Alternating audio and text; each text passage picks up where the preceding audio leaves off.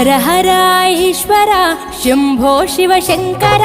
ఓం నమః శివాయ నీలకంధరా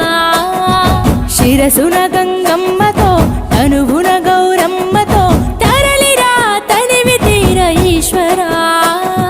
పొలిమేరలో వీరభద్రుడా వెండి కొండ మీద వెల్పు నీవురా ఇలాక పాలకాల భైరవ ఆ పాల నుండి కావరా